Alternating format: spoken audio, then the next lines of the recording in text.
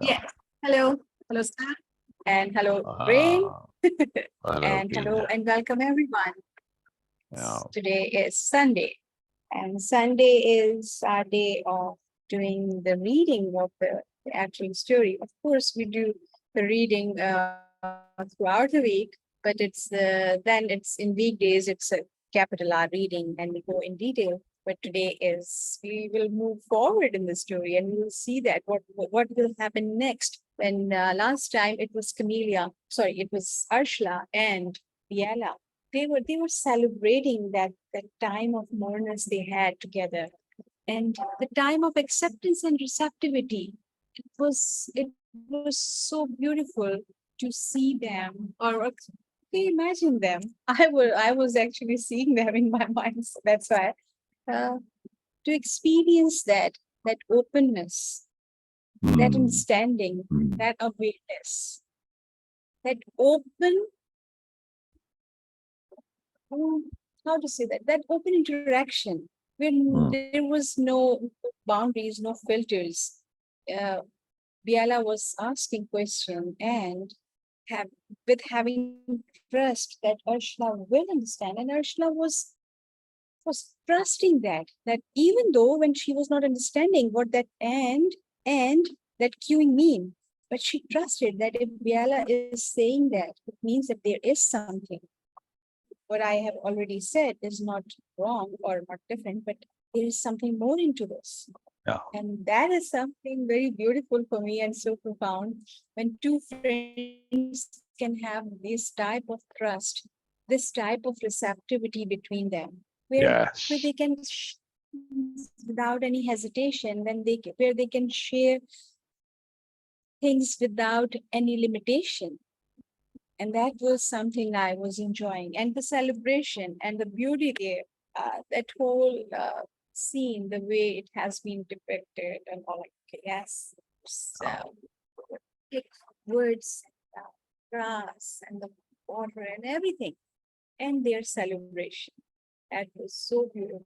I'm still connecting to that last moment. We had that story part of that story, and came to know more about it. This was this. Yes, for me, the first impression of Biala and Arshla was two strong women. And unfortunately, we had this cliche understanding that when a woman is strong, they're not very playful or they are not very open. They're not very easygoing, and they don't get involved in this this childlike enthusiasm. They don't share their expression, their feelings easily. But that was a complete contrast to the cliche mindset I had about strong women, that Biela and Arshla. They were praying like teenage girls, sharing things and enjoying that moment. Exactly. Yes. Exactly. And it's deliberate. That to me, the stereotype of a strong woman is, in a certain way. No, come on, really. You can be, your cliched strong woman, which both Biela and Ursula are, but also be playful and have a girl side, a childlike side, innocence, joy, freedom. None of that has to go with the other part. It's not exclusive. You can have it all together. And very, very powerful and very, very important. Very, very important that this can coexist. Yes, Beena? As it does in people that I know. No? Can do. Beauty. This beauty. Yeah, yeah. I mean, I feel it coexists in you to to a large extent. Very much so. Yeah.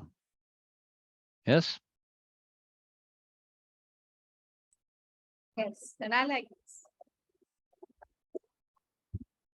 this. What? There is there is no rule for that. That if you have a strong personality, you cannot enjoy things. You cannot be soft and gentle with others and with yourself. Nothing. Your presence is strong, yes. Your awareness is strong, yes. It can be. Your perspectives can be strong. You have a clarity, because mostly when people have clarity, we assume that, oh, they are very strong head, because they have clarity. They understand what they really want in life and what is not appropriate for them. This clarity gives other people this impression that they are strong head people. Actually, not everyone. Once people or person acquire this awareness about themselves, self-awareness, where they know exactly what they want in life, who they want to be, who they are, and what they don't want, have all both yeses and nos there, then they, of course, they are going to be very clear about it. They will state their perspective clearly. Of course, it has nothing to do with that these perspectives cannot change. They will not change, of course, all the time. We all are in the process of change, continuous process of change. In every second, even in nanoseconds, we are changing. But it doesn't negate the value of the clarity. Once people Wow. acquire some clarity about themselves, they get the perspective in the very clear. And that makes other people that, oh, they are not changing. They are okay, they are very clear. They are stating things. Yes, we need to find the fine balance between that. And especially when it comes to women or any feminine, uh, people assume that they are going to be like, they're always shifting, always Yeah, adapting, yeah, always changing. yeah, Not necessarily. yeah, Not yeah, necessarily. yeah. And Beena, would you we can say? observe Okay, this. Yes. No, I was go, just go, saying go, that, okay, good. we can observe this feminine, this strong feminine side in these two characters. They are strong, they are clear, they Exactly, know what they want, what they are pursuing, who they are, who they want to be, but also they are gentle, they're kind, soft. exactly, exactly. Sorry, that they are clear about who they are, what they want, and what they stand for, and what's important to them. Yeah. They have Yes, clarity of intent. When you absolutely. have that, it leads to adamance. Yes, the way we use adamance, Exactly. capital A adamance. In other words, you can be Yes. adamant, which isn't stubborn or aggressive or dominant or bullying or any of the stuff that is perceived as the behaviors of a strong person. No, that's just a bully. Your father was a Yes. strong man, was he not? Yeah. But when we say that, we don't get the image that I have of Baba as being a very delicate man as well. Yes, Yes, he was. He was absolutely. I can right, say that. right. I mean, he was a fine man as well. Yes. Yes. Yes. Yes, Exactly. but yet he was a strong man. But he was never aggressive or mean or bullying or dominant or egotistical. None of that, right? He was always gentle, was he not? No. Yes. He was truly a gentle man, Yes. where the word comes from, gentleman. He was a gentle man, Yes. yes, but he was That's also why a people strong man, love him. right? Oh, yes. Exactly. Why? Because he was clear about what he was, what he stood for, and they were his boundaries were definite. Don't ask me to be dishonest. Yes. I don't have to get all like all aggressive and say, oh, what do you think you're doing, blah blah. No, it's just not going to happen. It's not an option. I will not join you in any kind of chicanery or nonsense or dishonesty or criminality. It's not a possibility. End of story. Right? You don't have Never. to be all. Never. It's, exactly. See, you can be strong and be gentle at the same time. It is a profound skill to learn, and it's one which Ursula has adopted from Biella. She said, wow, here's a different way of being, and she's grabbed onto it. Yes, she's grabbed onto it right away. Yes. She's grabbed onto it right away. It's very, very, very powerful. Very, very, very powerful. Now, and this is a great skill that It Biella has is. acquired. Yes, that she's aware that you don't have to force your adamants. When people see that this is where your line is and they see that clarity, they just know, well, no way that you can do this. No way at all. Right? And if there's no way for you to internally do it, then what's the point of, trying to, it's like trying to argue with somebody to get them to put their hand in a fire. Even if they want to do it, they can't do it. The hand won't let them do it. Yeah? Well, not for long anyway. Yes. It's a marvelous mechanism when we have clarity. Yes. And this is why clarity of intent is so important. Not just clarity of your boundaries, but when you're clear about what you intend, you automatically are also clear about your values and your boundaries and what you stand for, right? Because all of that you need to know in order to have a clear intent or have clarity of intent, not just a clear intent. Clarity of intent is an overall point, right? You know where you're going with your life, what you stand for, what you are doing, right? That's generalized intent. You can't be messing about with this. Yes. There's no way. However, you can be sort of clear about your values, but not necessarily clear about your intent. Yeah. So I'm not so. I'm trying to say that the one automatically includes the other, but not in the reverse. When you have clarity of intent, you're clear about your values. But you can be clear about your values, but not necessarily be clear about your intent, right? Because intent is extra beyond your values, right? See? That's why clarity of intent is so incredibly powerful, because it leads to more. You have to know what you stand for. You have to know what's important to you. I can say, yes, like my values, honesty, integrity, etc. But what do I want? Where am I going? What am I doing with my energy? That's what clarity of intent is. What am I doing with my energy? That's not necessarily answered in that, right? It's not necessarily implied from my values. I can have all my values very clear and not know where I'm going, what I'm doing, what I want to do. Yes? Yes. Makes sense, Beena? You see why the one Yes. includes the other, but not the other way around.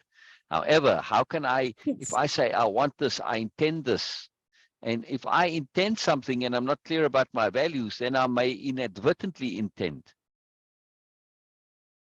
But if I'm clear that, look, being dishonest is like a duh, right? That's not going to happen. Whatever Yes. I intend, by default, it's implied, it's assumed that yes, something to happen. It's got to be genuine. It's got to be on the level. It's got to be okay. It's got to have integrity, etc. Yes. Yes. So Yes. that's So how you we take care of unintended intents, right? Is by having clarity yes, of your values. yes, you made a very, very, very fine point here by saying that, okay, actually clarity of intent will take care of your boundaries, your state of the boundaries, because Oh, this is something I was struggling to articulate it before, that when you state your boundaries, why you need to do that, because it's an awkwardness inside us which give other people, and they exactly, understand that you don't have clear exactly, boundaries, you are going to accept, you will accept, and you will change, and you will adapt, and you will accommodate their perspective. This is something I was not able to articulate it. Now, oh, once we have this clarity of intent, then there is no point to actually have any lack of boundaries or stating our boundaries. No exactly, need. It is going to happen. Once we exactly, have clarity of intent, then it will be obvious. exactly. It will be obvious. And also, if you are formulating an intent, but before I go to formulating intent, a very important thing to take care of in comments. Okay.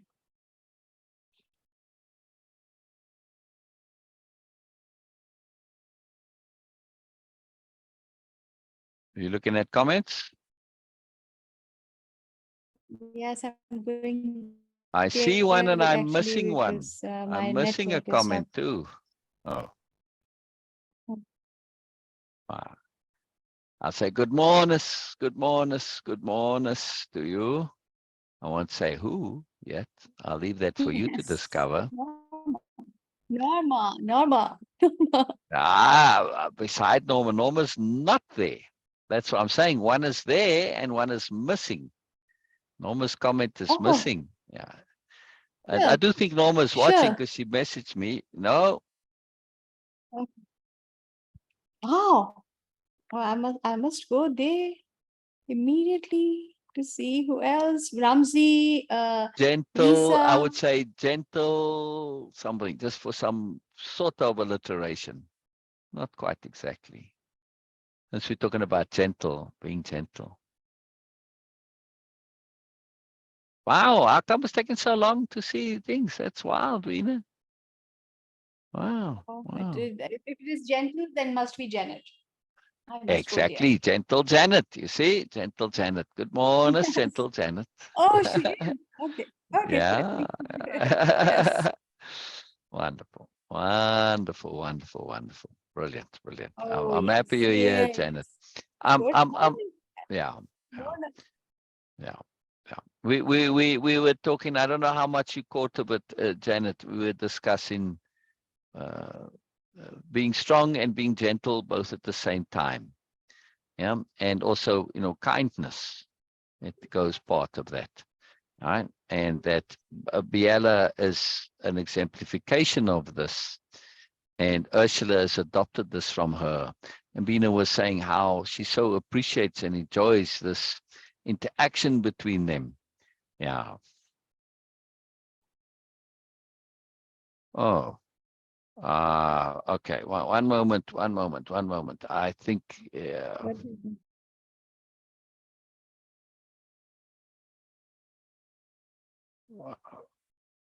There we go.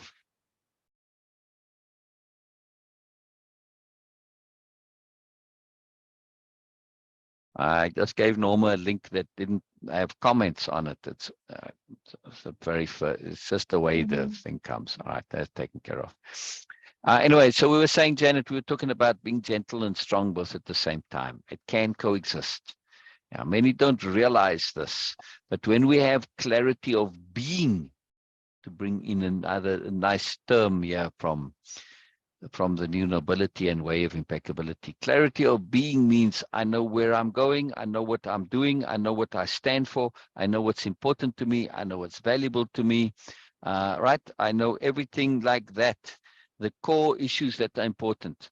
Not likes and dislikes, because those change and adapt and shift all the time, right? Those don't really matter, as in terms of like likes and dislikes of colors and songs and foods and things like that. Those don't define who we are. They have very little impact on who we are. But my core values such as integrity, honesty, sincerity,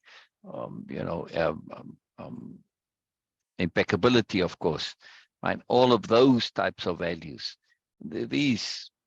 These are core, they're fundamental, they define who you are and they make a difference. And of course, the key value as in appropriateness, because appropriateness says that none of those key values are absolutes, right? It's all, for instance, honesty. When the murderer comes into my house and says, "Hey, your children, I want to murder your children." Well, I'm lying my butt off. Sorry, I'll be the champion liar right there. Okay. So this, if you have to be very careful with absolutes, because they're never absolute, really, right? There's always an exception. But this is the magic of appropriateness. Appropriateness is the one exception, in that appropriateness is always appropriate. I love that about appropriateness. It's a most magically Yes. marvelous thing. Makes me very happy. And appropriateness is always appropriate. And therefore, we can say our core values has to include that.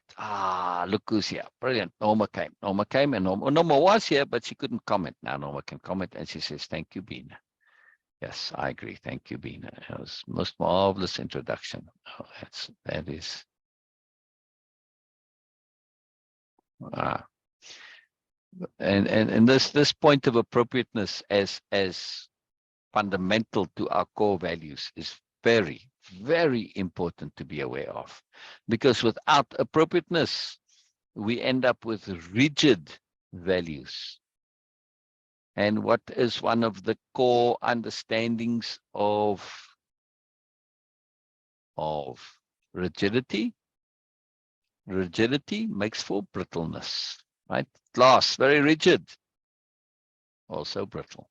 Yeah, the two go hand in hand. The more rigid, the more brittle. It's very important to be aware of. Yes, that's why we have Yes. appropriateness, because appropriateness removes rigidity. Yes. Yes. Yeah. And glass can flex to a certain degree. It's not entirely rigid. Yes, but it's typically pretty rigid. But it can flex as appropriate, right, to a certain degree. There is some flex. So we could say, honesty is like glass, has that allowance in special circumstance, right? Special circumstance. But appropriateness takes care of all of that. When it's appropriate, it's right. And its appropriateness, of course, determined by context and by motivation or goal or intent, but motivation essentially. Right? What do I want to do and in which context? Appropriateness gets determined according to those qualities, right? Or those criteria, I should say, rather. And it's very important to be aware of. Like I said, to lie to the murderer wanting to know where your children are, that's no problem. I have no qualms in doing that. That doesn't go against my values. I don't feel wrong in doing it. I have no qualms whatsoever. Like I said, I'll lie like a champion. Not a problem. Not a problem at all. But if you get so, but I can't lie, you end up being inappropriate. Why? Because you've set an artificial value and a boundary. We have to be very careful thus. That's why absolutes, we have to be absolutely careful about setting absolutes. Appropriateness is one absolute that isn't an absolute. It's quite marvelous because it's flexible, it's adapted, it's fluid. It depends on circumstance and motivation. So it's always reactive, responsive. It's always appropriate, in other words, right? So you're taking those factors into consideration. It's an incredibly wondrous thing, appropriateness. And as a philosophy, there's nothing else like it. It is unique. It is unique as a philosophy. And it's fascinating, having read all of the philosophers, yes, having gone through them, philosophers, theologians, literary, everything, right? Nowhere is philosophy ever mentioned or put down or described or alluded to as a philosophy. And yet everybody's aware of this concept, this term. We know the word, but yet it was in all of history that I've been able to determine, nowhere is it defined as a philosophical concept, right? As a philosophy, the philosophy of appropriateness. You don't need any more than that. You simply have to say, oh, what does that mean? It means that I take every single action, every single thought, every single value, every single behavior, every single feeling, and I say, is it appropriate? And when I start doing that, and I look at appropriateness not only in the context of my immediate behavior and thoughts and feelings and ideas, but also in the intermediate and the lifelong and beyond life, I look apply appropriateness not only in space, but in time. Now I say, what is appropriate for me to do with my life? How is it appropriate for me to be? Oh, wow. Now suddenly everything starts to change. Yes. Now we say, well, what am I doing? Well, I'm spending energy. How can I spend my energy appropriately? Oh, oh, oh. How can I spend my energy appropriately? Is that not impeccability, Beena? Absolutely. Yes. Same thing. Appropriate usage Yeah. of energy, best use of energy. There you go. So the Yes. philosophy of appropriateness is automatically being impeccable, being sensible. Well, what is best use of energy, best appropriate use of energy? What is being appropriate? Isn't being appropriate being sensible in the most sophisticated, profound, biggest, largest context? In other words, sobriety. Immediately when I start determining what is appropriate, I engage sobriety. I bring sobriety into the picture. Wow, I've got impeccability, sobriety. Oh man, I'm cooking now. I'm paying attention to what's important, what's truly, truly important. Bigger picture important, overall life importance. But I'm not neglecting the immediate either. So I'm appropriate in all contexts, because you can't just be appropriate in one and not the other. You're balancing it so that I'm getting value now and I'm going to get value later. I'm getting value whether it's true. I'm getting value whether it's not true. Doesn't matter. Either way, I get value. Appropriate. Become, in other words, we become fantastically, profoundly strategic in being appropriate. Huh? Wow, look at this. What suddenly, just from appropriateness, we have impeccability, sobriety, strategy. Yes. Wow. And awareness also coming into it, because you have to be aware of these things, right? You can't be strategic and be unaware. Not going to happen. Oh, now with awareness comes, deliberate attention. Oh man, now suddenly I'm starting to get into power, and everything starts to fall together. Yeah. Very, very powerful. Very, very powerful. We get into mechanisms for managing our energy, right? And then we get into tools like thinking things through to the end, and multiple perspective shifting, right? So perspective shifting to multiple perspectives. All of these things automatically start to come as a consequence. Now, of course, if you're going to do it all on your own, it's going to take a while, as I can tell you from experience, but it all flows from there. It all flows from there. It's a magical thing. It's a really, really magical thing. Very, very magical. Janet, Norma, any comments?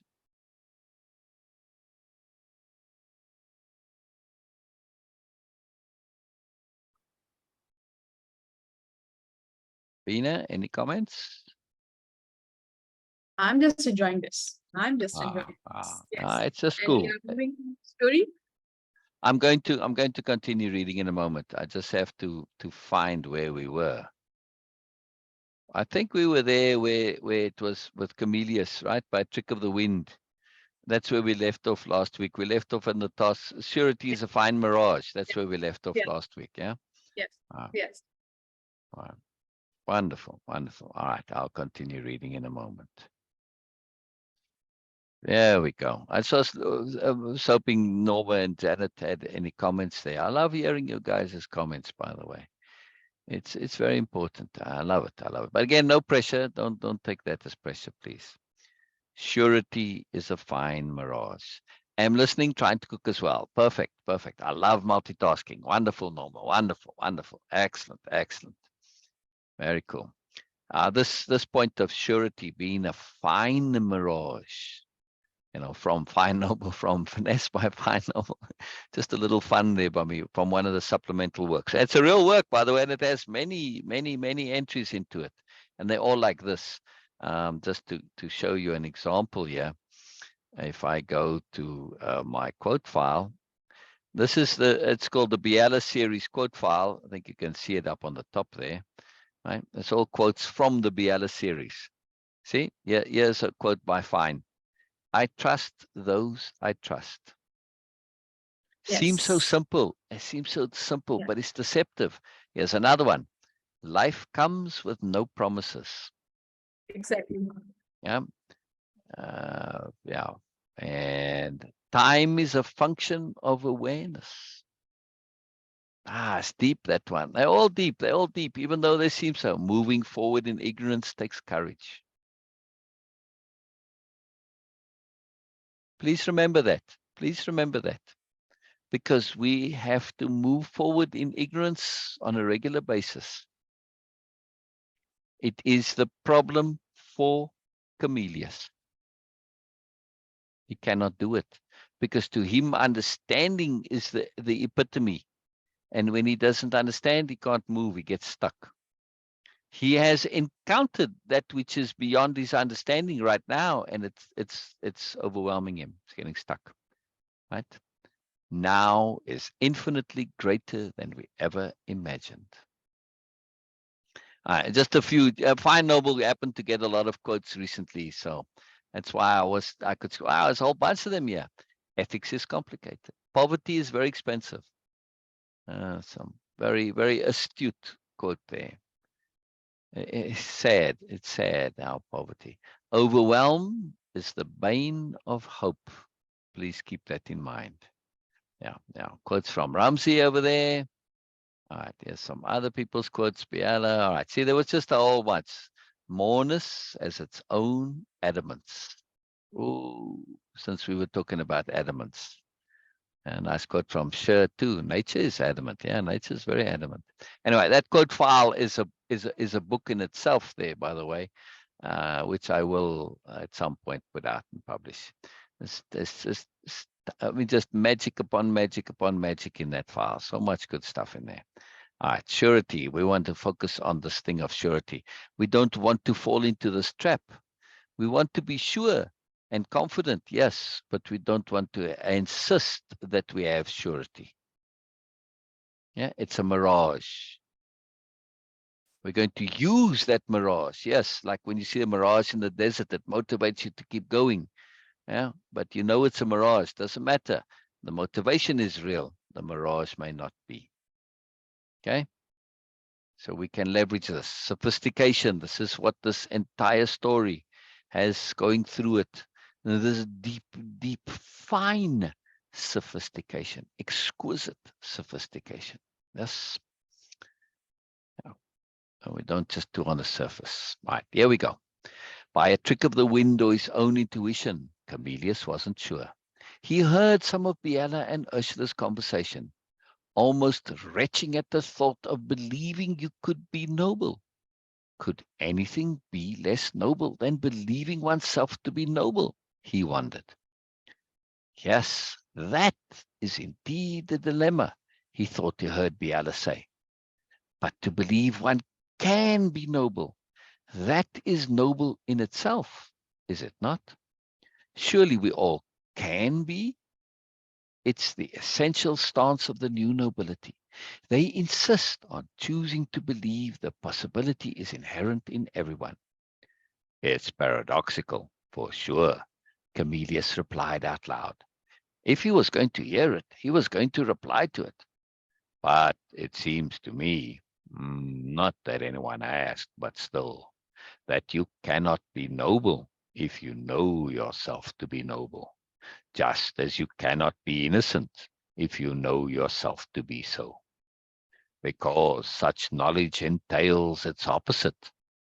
I think that the truly noble are those who have been thoroughly seen and understood their capacity to be ignoble. I think that the truly noble are those who have thoroughly seen and understood their capacity to be ignoble. Yes, that's absolutely a huge part of it, came a reply. And why Biala put off accepting being an official new noble? Because the new nobles see themselves as perpetual aspirants. It's a vital part of their psychology. Yet they are realists also. There's this inner belief system of the aspirant used to prevent the ego and the outer acceptance of reality. A sophisticated maneuver, but that's the new nobility. Innocent and sophisticated, all at the same time. They're extreme students of themselves. Through this intimate knowing of all their own foibles, they're able to have an excellent understanding of others. I see that now, Camillus said to himself. The perpetual aspirant stuff. He went inside himself. Sorry, just one more thought. Maybe being good is all in the intention, not the action. Goodness is in the action, but by the time the act is completed, it's no longer yours. Your goodness is in the intention. The good of an action is no longer yours. You may have birthed it, but just as in birth, as soon as it's born, it belongs to itself and the universe only. Hmm. Yes, exactly. What a profound intuition. He again heard Biala say inside himself, his capacity for immersion extraordinary. Camellius may as well have been in an actual conversation, especially in this exact case, she went on. For if you did in fact birth such an action from a noble intent, that action took a course not perhaps foreseen in its actions, but the intent remains a most noble and good one. That's why the new nobility are always saying, trust your intent to goodness. Camellius caught a flash in his mind's eye of something Biala had once shown him. He could even read the text. ROS 236. Insisting on the intent to goodness reveals the goodness all around us. Insisting on the intent to goodness reveals the goodness all around us. Yes, and as to that other, Camellius went on, that's just why I always made the point in school, unpopularly, of course, of you know these social problems you purport to solve with your theories. You made them all up. Those problems are completely artificial. You made them up and played them out, and now offer a theoretical solution. But really, since they are made up by you, by us, then all we need to do is abandon them and be done with them. Not a popular idea. Camellius let out a big laugh. Yes, he heard someone enthusiastically respond, speaking to another, but about him. Love it. It's exactly what beloved Camellius is doing for Biella, with the delegates and with her group, creating this whole persona and what flows from it, for the exact purpose of abandoning it later. Suck genius in his helping of Biella. Camellius thought he'd heard suck genius. And indeed he had. Bah, I mean such genius. But actually, it is exactly suck genius. But it is still genius. Most awesome genius. It's why Camellius is so beloved by Biala and the group. They recognize his willingness to endure a bit of suck, all for their benefit. He heard them add, I'm so excited. The magic of it all. The incredible, utter, glorious magic. It's playing right into what I was saying, Camellius thought. Saying it is so makes it so, or almost. So let's be careful with what we say is so. He heard more. It's so huge and complex. I have to stretch my mind to connect to the incredibleness of it all the improbability points, all the points of exquisite connectivity. So glorious. Camellius laughed at that last. Yes, Biala responded. Being careful with what we say is a big theme for the new nobility, down to the tiniest and most fractional innuendo, the inadvertent implications, the extenuation of a like or a dislike, into the entire philosophical underpinning it represents. It's vital to the new nobility. They use their words with great and exquisite care. Camellius laughed again, but not as heartily this time. There was so much, so much. He was having trouble processing it all. Ha, Camellius grumbled quietly. Fool indeed. If you knew the power of the fool, you'd not use the term as you do. Can't help but relate to him, of course.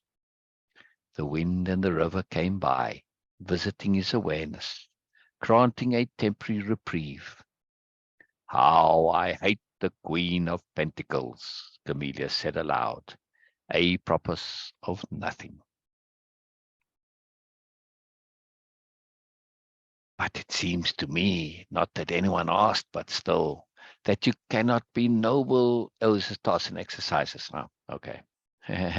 And chapter 7, part 1. Oh, wow. That was just a little bit more from last week that we had to finish. All right. Wonderful, wonderful, wonderful. Well, we're going over here. I didn't realize that it came so quick. I was getting so immersed in the story.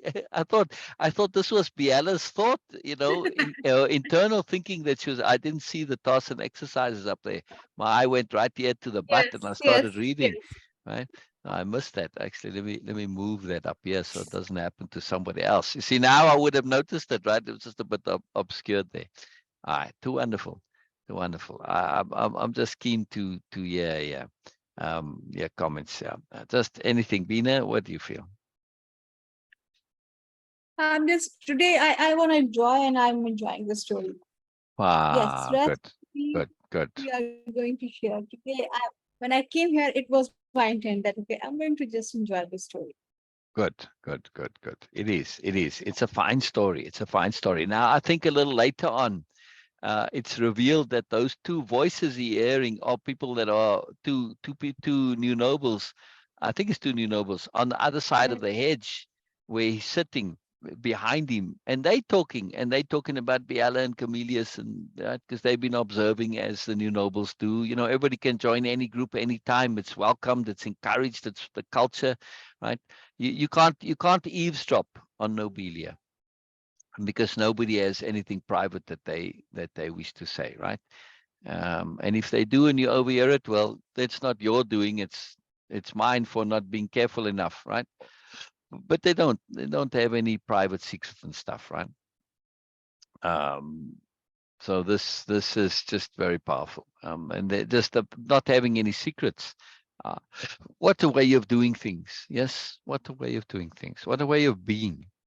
To live openly, to live Exactly. openly. It's a magical thing. It's a magical thing. Yeah. Camellia says, "Sussed me." How do you mean? How do you mean, Norma? Norma says, first of all, I'm listening, trying to cook as well. Oh yeah, beautiful. This is my early evening. You are in your morning. Yes, yes, yes. How do you mean Camellia says, "Sussed you"? Comelius. I know I say it. It sounds like Camelius, but it's Comelius.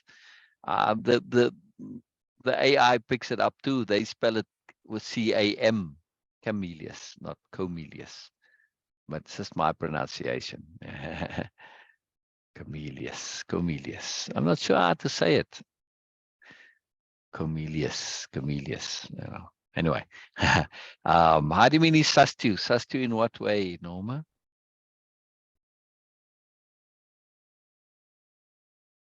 I was saying that, so these two new nobles are behind the hedge there, and they don't realize Camelius can hear them, right?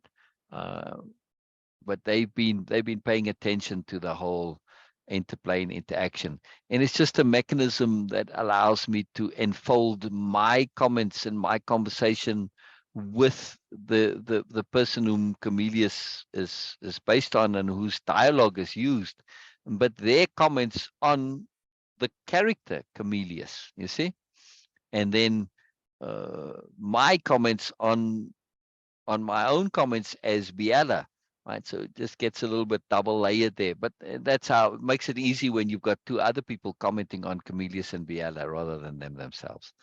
I forgot the comments don't line up with your speech. Yeah. I know they just a little bit behind, but I'm still keen. When you say that Camellia says "sussed you," what do you mean, Beena? Beena, Norma. Hmm. She is cooking also, and Yeah. All right. No worries then. Janet, where'd you go? Can you comment today, Janet? Janet, to comment, click on the video, right? In wherever you're seeing it, click on it, and it brings that only the video full screen. Not part of your feed. And then when it's only the video, and you'll see the comments on the right-hand side, and then you can comment over there. Yeah. Now, unless you're on the phone, I don't know how it works on the phone. Maybe Norma can tell us how it works on the phone, but probably the same thing. Yeah, yeah. Actually, if I still have that link in there. Yeah, there you go, Janet. If you can see the comments, then I put the link to this. Yeah, and when you click directly on it, it will bring you only there, and you can comment. Yeah, I will help. I will help. Please send me more about the meaning of sobriety. What does sobriety mean to you? What a wonderful question. What a wonderful question, Janet. What a wonderful question. It is a profoundly important point and topic. It's a very big deal. What does sobriety mean to you, Beena? Let's go over it again. I love this. Let's go into it more. Beena? Yes. What does sobriety mean to you? Okay. I'm just putting the kettle on again. Gonna make us tea. Gonna make all of us tea. Maybe I'll make a pot of tea. Yes, yes. A big pot of tea, yes. A For big pot of Norma, tea for everybody. Yes. Janet, And for anticipated Biala, for visitors. Oh, for Biala and Ursula and Camelius also. And those two chatting over there. We'll invite them in too.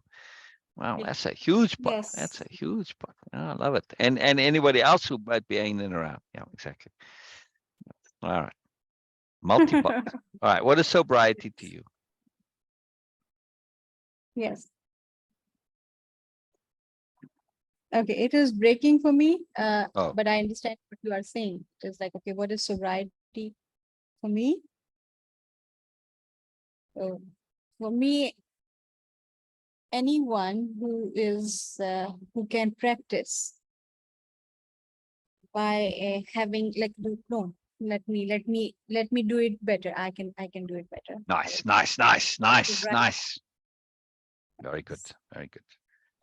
This is what For we me, sobriety encourage. means, Go ahead. yes, for me, sobriety means any way of being where person don't bother with their personal agendas Mm, and their mm, preferences and their mm. bias, and they keep maintaining that neutral and bigger perspective.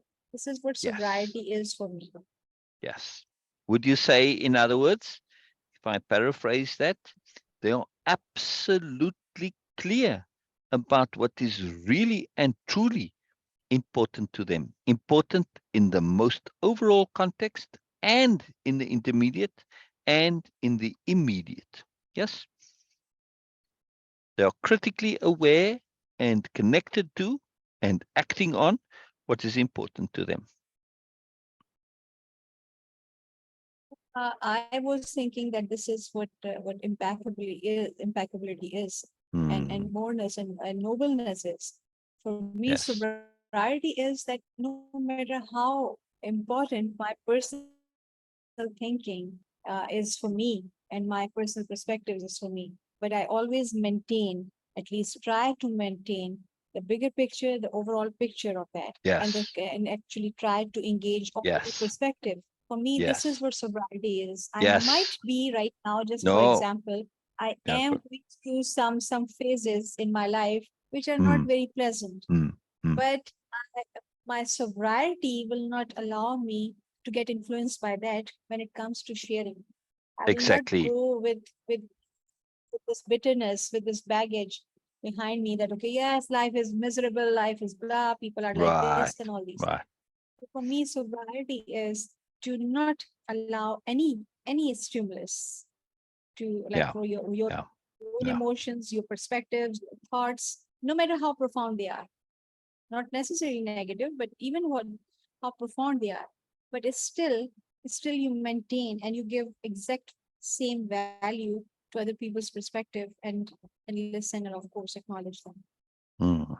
Wonderful, wonderful. I love this point that you're bringing in. I mean, for me, sobriety is a super sensibility. Yeah. All right. Just Yes. as a synonym for sobriety. Now, that doesn't necessarily say what sobriety is in, what super sensible means. And Janet wants more. But this point that you bring in it is to say about agenda and agenda, right? Little a agenda and capital A agenda. Sobriety is paying attention to capital A agenda and saying, nope, my little a agendas, they cannot be paramount. Yes.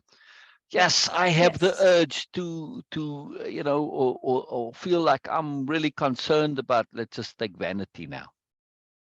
What does my vanity matter when it comes to the bigger picture? Absolutely nothing, right? But if I Yeah. distort my behavior to take care of my vanity at the expense of my sanity, you might say, right? Or at least at the expense of my salvation or my transcendence or my elucidation, whatever. Right? If vanity is corrupting those profoundly big things, it's like, man, what a waste. This is really terrible. Right? Well, if we take sobriety in the sense of, how it's become used with alcohol and drugs, then we see this point very clear. Sobriety says, don't do it, whereas your agenda is, but I want my fix now, I want my drink now, right? Short term versus bigger picture, right? It's not necessarily longer term, but the bigger picture. You're getting caught in a bubble. So sobriety is saying, let's step out of the bubble that we're in. We don't even know we're in a bubble, but sobriety is that bigger picture sensibility, right? Overall viewpoint. That's why it's a super sensibility, not just a regular sensibility. Yes. Because I can be sort of sensible in the ordinary life sense, but not necessarily have sobriety. Yeah. I can have common sense, but sobriety is a deepness to it. And it is. Sobriety also is profoundly positive. So it's not something that's very typically associated with sobriety. It's seen as harsh and unpleasant. But when you connect to the bigger picture, you see, I see. I have to forego a little bit of something in the short term in order to get a longer term reward. Sobriety. Yeah, Beena's point about your personal likes and agendas, your pettiness, right? You have to sacrifice those. You want them. You want those indulgences. And it seems like a price you're paying, but of course it's not in the end, because once you realize that those were false, silly things, they're no longer a price. But in the meantime, we perceive it so that we have to pay this price to get the reward later on. This is sobriety, is the ability to do that, to set aside the short term for the benefit of the longer term, the bigger picture. Yes, Beena? Yes. By the Absolutely. way, by the way, that quality, the ability to set aside the short-term benefit for a longer-term greater benefit, it is one of the single most or easiest factors that determines success. Successful people, however you measure success, it doesn't matter. I'm not a great one for success, because very often it has artificial qualities. But those who get what they really want, in other words, yeah, they tested this with kids, and there are still studies ongoing with this, where they gave the kids, said, look, you can get one sweet now, or you can wait for half an hour or however long, and you get 5 sweets.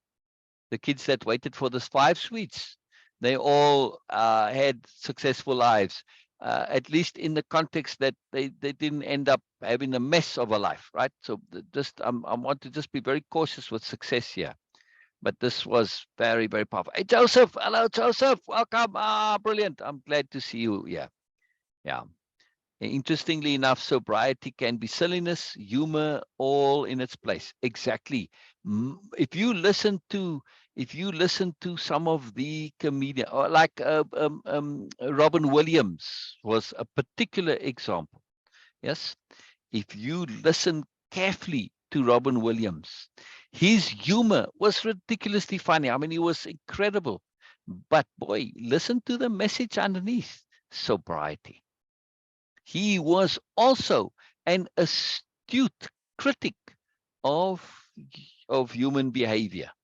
His comedy was also criticism. He happened to make it funny, but boy, he exposed all of our ridiculousness, our silliness, our foolishness. Exactly.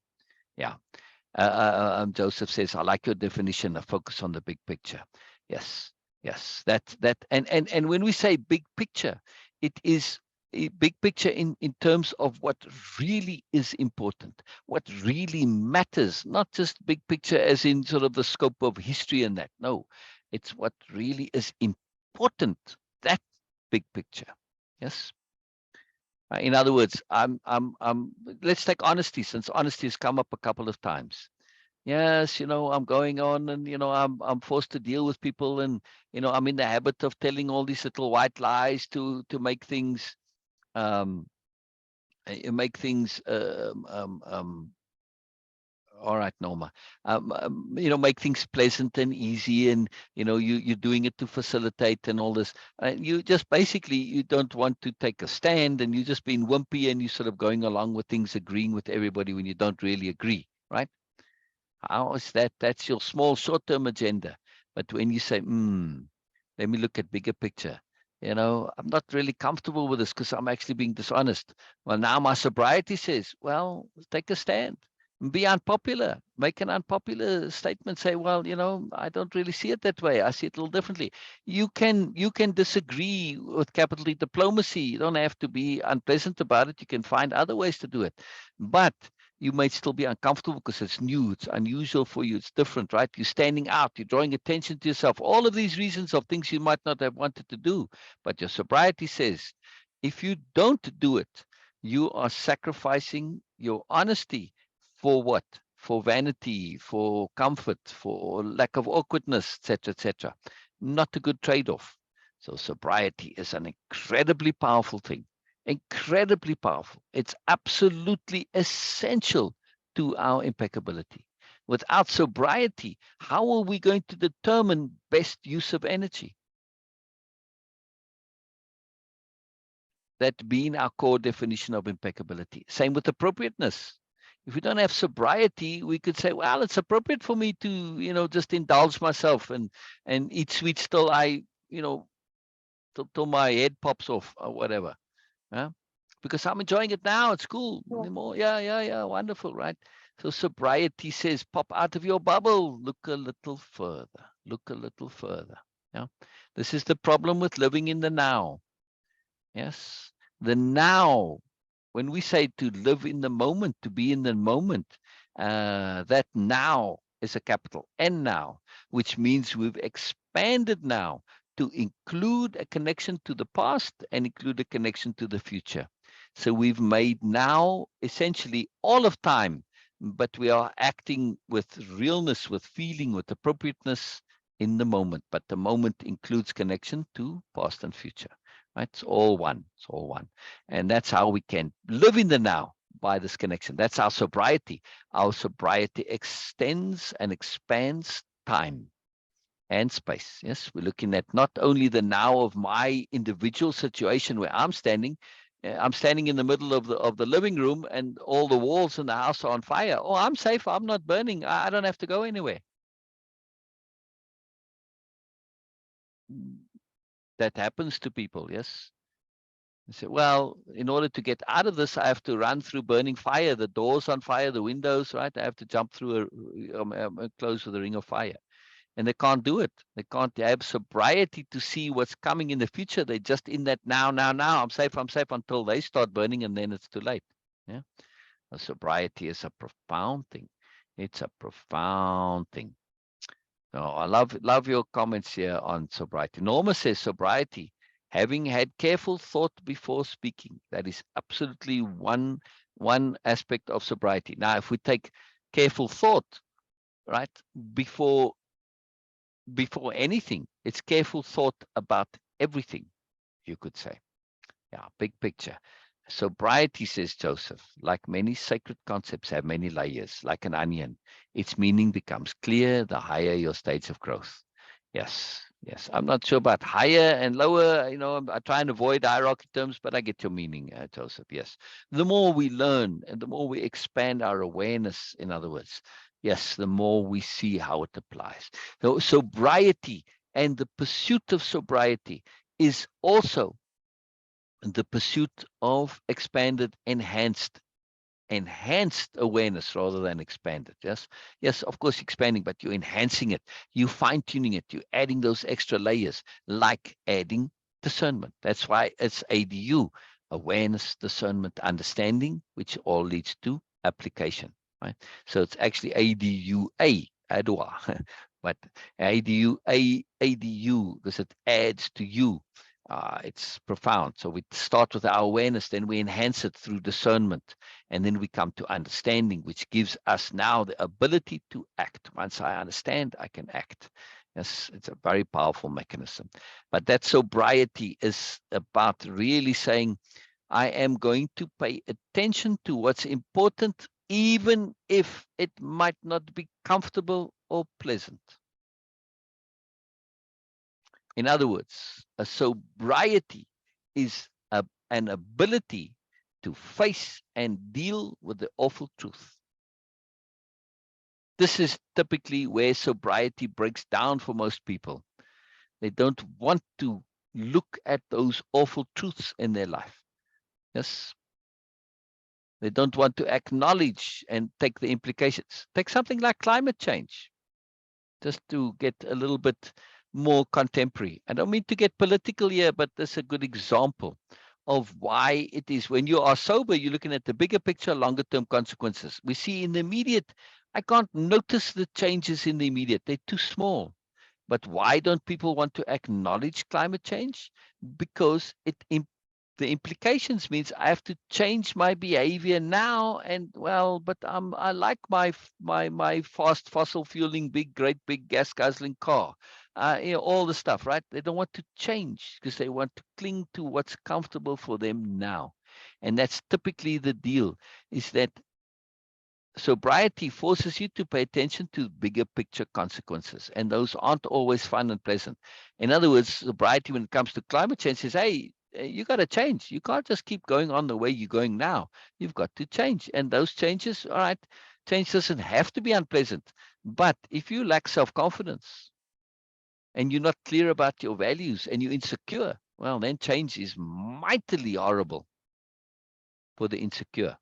Yes, this is like, oh man, this is the worst thing possible. Now we see why people resist things like that, right? Because they don't have clarity of being, which is where we started with this. Having clarity of being, clarity of motivation, clarity of intent, clarity of values, clarity of your behavior, knowing what you stand for, knowing who you are, knowing what you are, right? This is very important. And I don't mean having clarity when it comes to constricting definitions, like saying, well, I'm a mother, I'm a father, I'm a this, I'm a that, I'm a doctor, that. Those are definitions, not conceptions, and they tend to be limiting. They box you. No, having clarity says, I'm open, I'm growing, I'm learning, I'm about appropriateness, which means I'm also about being fluid and flexible and adaptive. Oh, now suddenly I'm very clear that I'm able to adapt, I'm able to shift, I'm able to grow, I'm able to change. This we're clear about. Some of my values will continue with me no matter how much I change, like my values of impeccability and integrity and honesty, etc. Right? Those don't go away. Same with sobriety. Doesn't matter that I change, I keep my sobriety. So some stay, but those are abstract conception qualities. And that's part of our sobriety, is to be aware of these conceptions. Bigger picture, bigger picture, bigger picture. It's not just bigger picture for sobriety. It's bigger, can still be a bubble. It's grand picture. Overall, seeing the grand system, its biggest picture perspective, sobriety. Very, very cool. By the way, Joseph, I absolutely love that you call sobriety a sacred concept. Isn't that just magical, Beena? Beena, where'd you go? Please repeat because it was breaking. Oh. You know what? I'm going to leave and come back if it's, well, hang on. You know what? Let me change my internet Wi-Fi connection here. Let's try a different one and see. I was saying that Joseph called sobriety a sacred concept. Isn't that fantastic? Yes. Okay. The sacred word is a bit A sacred concept, sensitive not a for sacred me. word, a sacred concept, not a sacred word. They're a little different. Yes. Sacred Yes. concept. Yes. Yes. Yeah. I read in political science, they were saying that okay, politicians are people or the person who mostly make popular decisions, and leaders are the person or is the person who make that really profound Unpopular. Yeah. decisions, Yeah. caring about, because they always take care of the future on a longer Yeah. run. Yeah. No matter they're popular right now or not, they don't care Yeah. about these things. Exactly. They do They what's were right. discussing the difference between leader Yeah. and the Yeah. politician. Yeah. Yeah. And this is what you were sharing. And I was like, Yeah. yes, Yeah. like parents don't always make beautiful, happy decisions for everyone. They do what is appropriate. Yeah. They don't get caught up into just Well, right good now. parents. Well, Oh, good now. parents, Beena. Oh, okay. Yes, I assume that good parents. Yes. Yeah, you have to make the distinction. Poor parents Yes. do what's popular, what makes them look good with the children, and it's Yes. devastating, right? Oh, For yes. all. Go on, Karen, Karen. Yes. Yes. So this is what I was thinking when you were sharing all these things. So Mm, Joseph says sobriety, like many sacred concepts, have many layers. Like an onion, its meaning becomes clearer the higher our stage of growth. Okay. Yes. yes, Yes. yes, And also for me, uh, especially when these are when they are not words only, they are concepts, and they exactly. have real potency behind that. Yeah, Then these concepts become like multifaceted, like impeccability or like like the sobriety, diamond. like Yeah. yes, they become like a diamond or an onion, as you said, Mm, Joseph. Because every concept, when they shift from just being a word or a title to a concept, well thought yes, concept, then they become yes, multifaceted. And of course, yes, we all can have different understanding from that. yes, But yes. it is all connected. Like my idea of sobriety is connected to appropriateness. It is connected to Exactly, impeccability, exactly, to every other thing. And like what you are saying, that sobriety is of course like this. It's all connected. When we go to exactly. these are just facets of just one diamond. And when we Yes, go through that, we will find that okay, yes, it's yes, all about awareness. Awareness is the yes, light which actually shine all yes. the facets. Exactly, exactly. Exactly. Capital A awareness, of course, which, is Yes. slightly different to little a awareness because my dog has awareness too. But capital A awareness Oh includes yeah. discernment and understanding and sobriety and impeccability and appropriateness, etc. Yeah, yeah. Concepts, to distinguish and to be able to discern, capital D, discern between a concept and a word or an idea is an act of sobriety, because a concept and difference between a concept and a word or a concept and a definition is that concepts are, as you say so beautifully, Beena, they are connected. They are not only connected but interconnected. They are collaborative. Yes. Yes. Sobriety works hand in hand with impeccability and integrity. You cannot have sobriety without integrity, really. Not really Yes. possible. Yes. And same with Yes. impeccability. You can't have a sobriety without impeccability. You can't have impeccability without sobriety. Why are they not direct synonyms? Because there are slight nuanced differences, right? They facets of the same thing. You're coming at it from a different angle. And it's a massively magical, powerful thing. I'm keen to hear from Janet.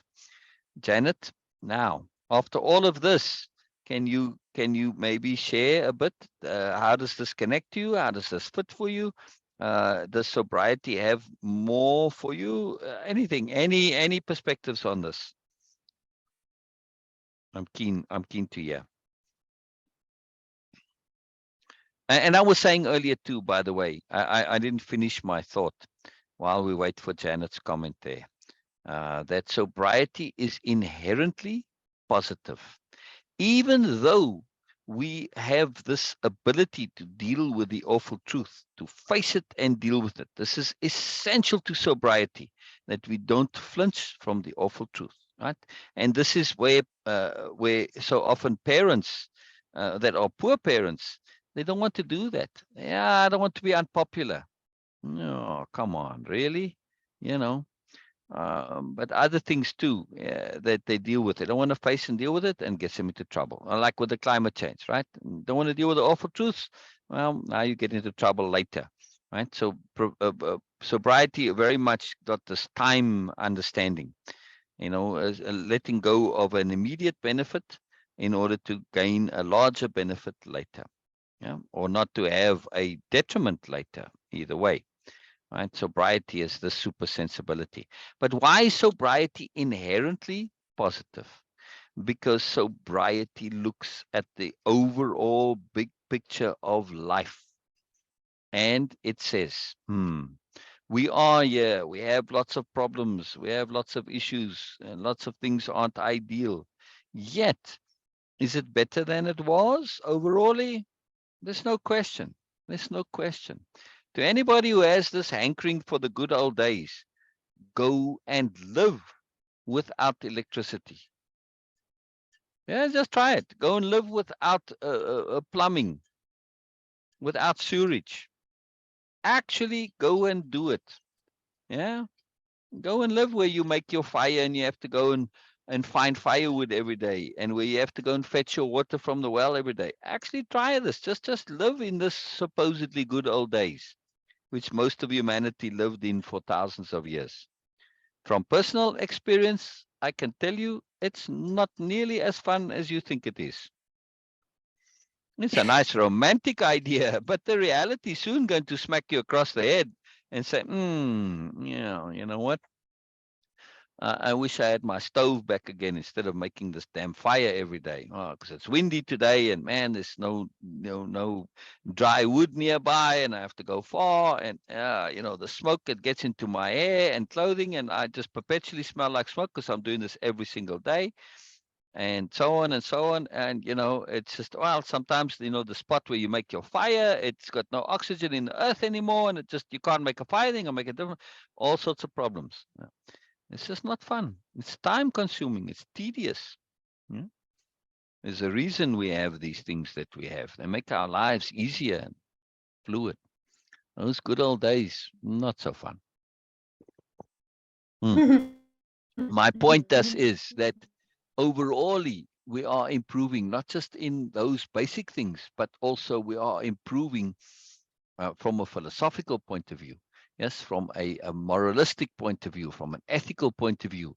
All of this constantly gets more and more and more improved. We have laws, whereas before, yes, there were laws, but they weren't so clear, and people didn't live and abide by them. We had lots of lawlessness and violence and gangs and armies marching about, people deciding, hey, I want to conquer this country, and conquering was seen as this great big wonderful thing, like Alexander the Great. Today, if you did what Alexander the Great did, or Napoleon, or any of these people, you'd be just a criminal. Yeah, like Putin, criminal. There's no legal reason, justification for invading there. It's a purely criminal act. Very simple, right? Criminal. You're destroying property, you're killing people. Wow. How is this not a criminal act? Exactly, Norma, not just material things. Janet says, will you read, please, while I drink my coffee? Oh, the last comments there after Joseph's comment. There's a couple of them. After Joseph's onion comment. Sacred one. Please, Beena, you'll read from there. Okay. I'm going there.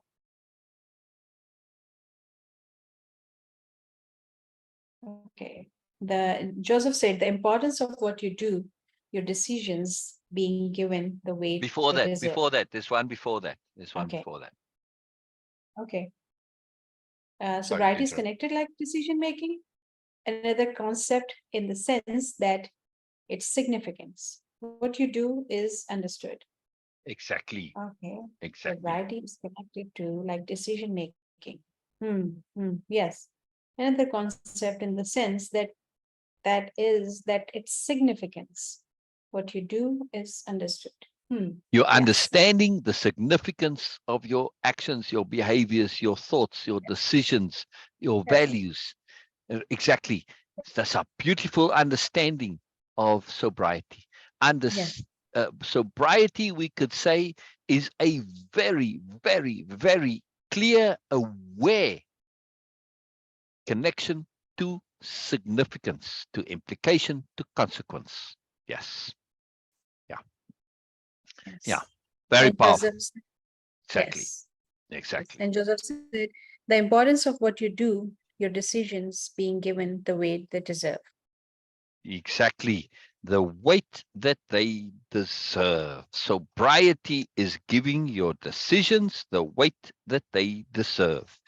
Every single decision you make, right? Every single decision you make has the potential of affecting the rest of your life.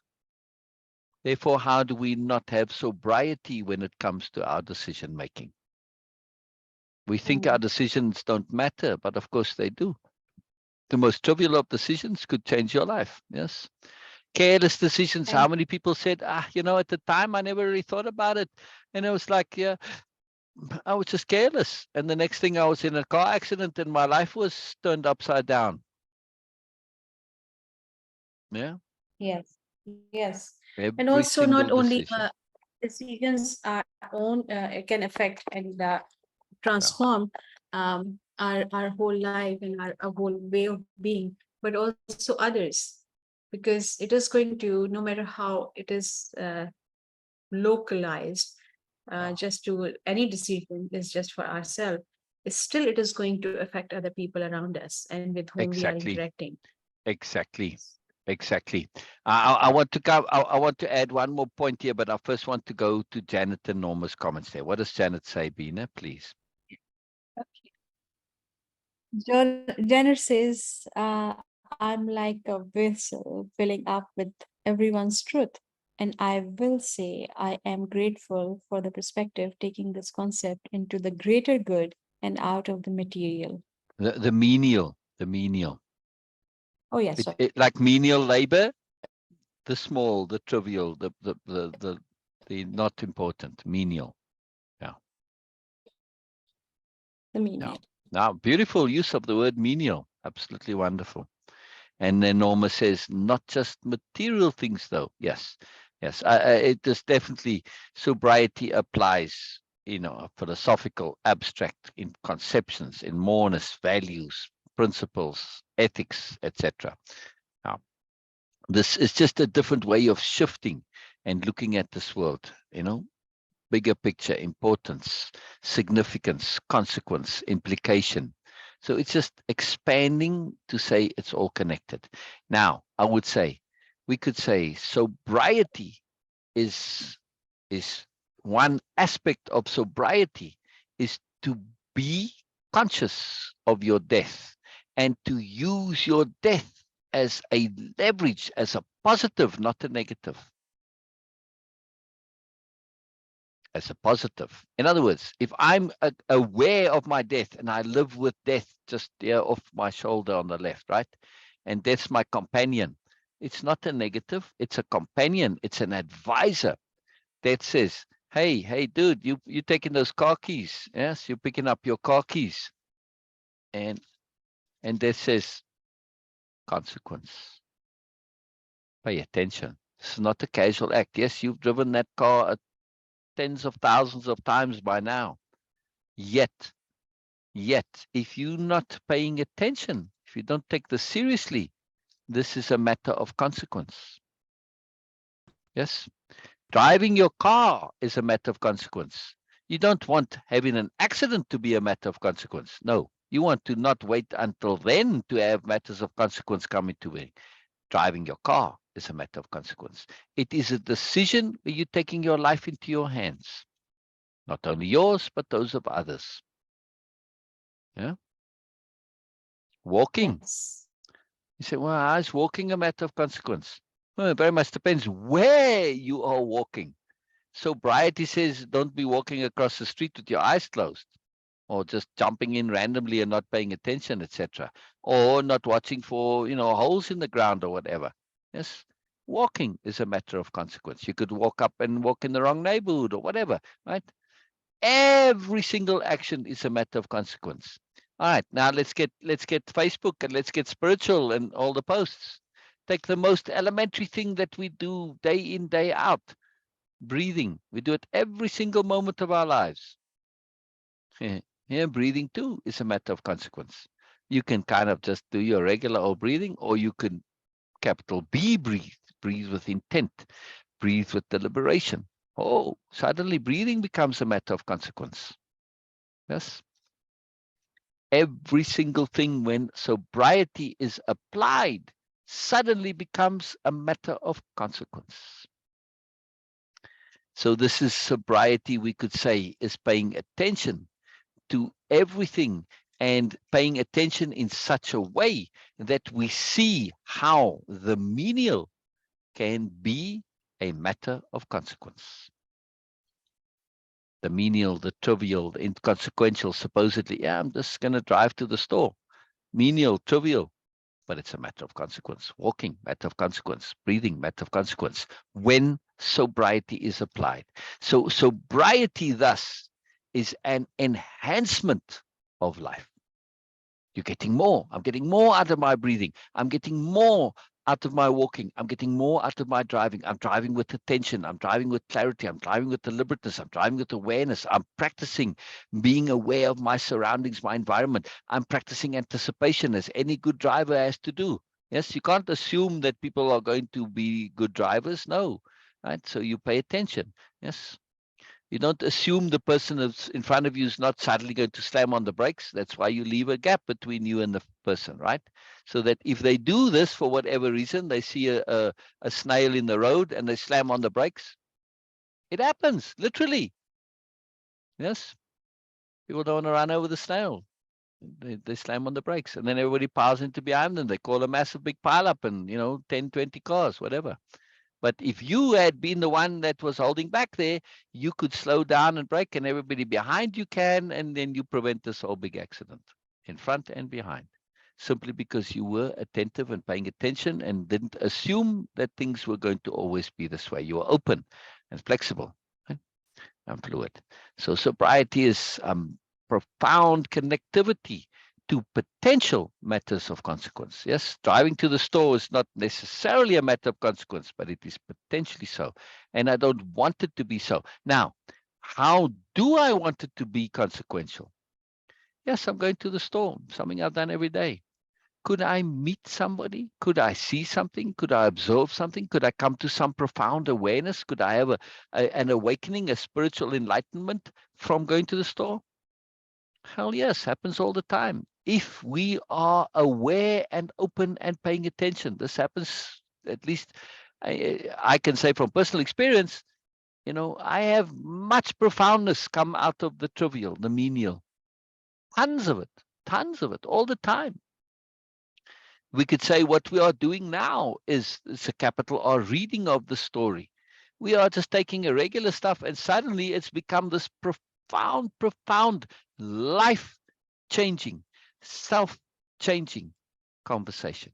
Life-changing conversation. What can be more profound than something that's life-changing? And it came out of just a story. All right, it's a story about profound stuff. Sure, fair enough. But still, it doesn't really matter. We've done this with many different things, and you can take almost anything and you look at it a little deeper, you see the connections, right? This is what capital R reading is, simply following through the connections. Those connections may not be intended as they are in this story, yeah, but doesn't matter. When you follow them, you get to the profound. Sobriety is making those connections absolutely clear. And it's acting also on that. Sobriety isn't just an idea. If there is no action that results from your awareness of consequence and significance, then it's not sobriety. No. It's not sobriety if there's no action. Yeah. It's not sobriety if there's no action. I cannot emphasize this enough. We can be fooling ourselves to say, oh, I see this. But okay, let's take something like climate change. If we don't act on it and start shifting to alternative energies and whatever, if we don't do stuff like this, well, then how are we, what does our sobriety matter? It's just an idea. It's just a belief. It's just a thought. It's just a nothing. It's a shadow. It's a mirage. Yes. Again, coming back. Wow. Look how Fine's quote comes back to us. Surety is a fine mirage. Without action, that surety of belief, of idea, is a fine mirage. See, you need action to make sure it is not just a mirage, right? Yeah, the only time you're truly sure is when you act. Then it's like for real. Yeah, yeah. Very important. Very important. Yeah, sobriety is an incredible thing. And when we realize that sobriety is a power, it's fantastic. I was saying on the positive, by the way, to finish that, sobriety insists in the belief that the future is going to be positive.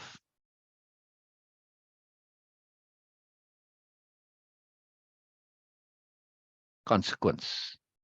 If I don't believe that the future is going to be positive, or at least, it's not, I'm not going into a negative, going down, going backward, going reverse, whatever you want to call it, then why would I live?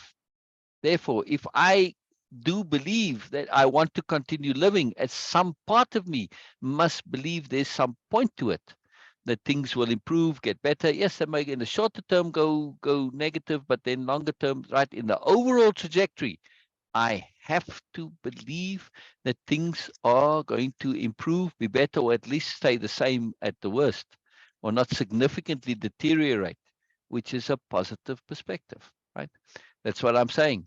Sobriety is inherently positive, has to be, much as continuing to choose to live is inherently positive. Yes. When we take full responsibility for our decisions, this is a positive point. We say that's worth it. Continuing to live is worth my while. I want to. And sobriety says, despite me being aware that there could be nonsense and unfairness and injustice and random acts of, just randomness, just accident, whatever, it doesn't mean life itself is negative. The experience of it may temporarily be so, but life itself is not negative. This is sobriety. Yes, it's a consequence of sobriety because it's bigger picture perception. Yeah. Sobriety is for the present and future, validated when we look back. Yes. Yeah. Yeah. Exactly. Exactly. Exactly. Exactly. Very cool. Very cool, Janet. Very cool. Very cool. Sobriety is for the present and the future. It's validated when we look back. Exactly. When we see now, hey, wow, I've come a long way since my past. I'm going to understand that, validate, to say, I'm looking forward. I'm looking in the now and the future, right? And I'm going to say, is this realistic? Does this make sense? Oh, yeah, let me look at the past. Oh, yeah, oh, okay, I see now. Right, validated. Very sophisticated comment there from Janet. Yes, Beena? Wonderfully sophisticated. Yes. Wonderfully sophisticated. Yeah, yeah, yeah. Yeah. Exactly. It's very, very powerful. And in the big poem that I've been sharing on Fridays, the me of when and more. This is the sobriety that is inherent in that poem, is a very profound thing. It's massive because it's saying exactly what you are saying, Janet, that you living in the now. You can't live anywhere else, but that doesn't mean you want to be disconnected from the past and the future. You're going to use the past, as you say, to validate, and you're also going to be connected to the future so that your current actions will take care of you in the future, that they aren't blind and ignorant and foolish. Yes. I don't end up walking off a cliff because I'm so focused in the now. I don't pay attention to what's right ahead of me. That's like if you're overstressed on the now, you can walk into holes and fall off cliffs and things, right? It's an extreme, but it happens. People get so caught up in their bubble of now that they don't look ahead and see what's happening. They get run over by buses and stuff. We have to be very careful understanding this idea of living in the now. It is a very tricky conception. Actually, I was saying to Sher, that when I understand now, living in the now, capital N now, to mean that we expand our conception of time. And this is what sobriety is. It's saying I'm not living in just a small bubble of time, I'm living in the entire bubble of time. Yes. And therefore my now is connected to the future. Joseph says, sobriety is also in the past as a teaching tool in the present. Exactly. Yes, we can teach tales of sobriety just like tales of power. Absolutely. A tale of sobriety is a tale of power. A tale of power is a tale of sobriety. Exactly. Exactly. I'll tell you a short tale of power. Yes. Well, maybe Mhm. it's not that short, but in this, right? Since I was talking about living in without electricity and water, right? Now, how this came about was there was many factors, and I won't go into all the factors, but force of circumstance had led to this where I said, okay, can I go and stay on this place? I needed a place to stay because everything in our world had literally had completely just disintegrated, collapsed, and said life was pushing us, the massive force of circumstances. But there were other magical things, right? Like I had this great big map, and I said, man, that's where, and I put my, anyway, we get there. And now, so we say we're going to go and stay on this farm, right? We can stay there. We get and all right, off we go. And it's a one-way trip because we don't know, we've never been there before, but this is it. This is where we got to go there, right? Just through force of circumstance. Now we get there with a moving truck, relatively small truck. We didn't have too much stuff, but enough anyway. And then two moving guys, right? And so when we get to this, it's in the middle of the desert. I mean, really remote, right? Little dirt track that just sandy, and okay, the truck got through it. We didn't get stuck, luckily, and we get there, and it's desolate. Now, I cannot explain to you really how desolate that little farmhouse was. It had an old, broken down, ancient farmhouse from before, not ancient maybe, but from long ago. It had no roof, and the walls are broken down, and it was like hay inside it, as evidently had been used at the stable at some point. And then there was another older little building that was even older than that, was sunken into the ground with the earth kind of halfway up, the doors obviously not used anymore. And then the modern house was a modern prefab house, right? But of the very first prefabs, it was like a folded house still, right? And just like, very cheap house, but the roof had blown off. And some parts of the ceiling insulation were lying there in this yard around this house, a big yard, kind of a fence on it too, around it. But it's large, right? But there's just this little scrubby bushes. It's desert, and there's nothing there. Nothing. You look around, it's nothing. You're in the middle of nowhere.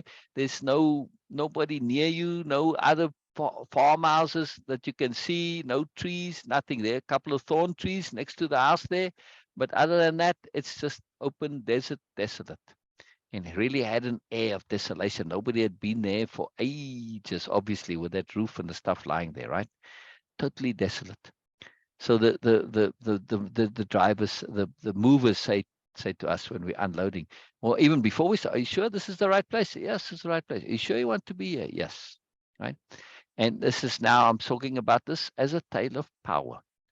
We knew because of all the factors that had forced us to be there, and force is there's always choice, but it's the when you are given choices. Here's the sober choice. Here's the foolish choice. Is it really a choice? Yes, of course, you can choose the foolishness. We do often, but it's not really a choice when you're aware of the range. We were aware of the range of choices. So we knew this was the only place to be and do. So as we unload, every single time those guys took something out and carried it, and we, are you sure you want to be here? They must have said it literally like 100 times. Every time we said yes.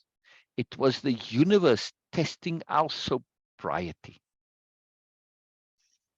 That decision to say there was a profound act of sobriety. We had no idea, right, what was involved for us.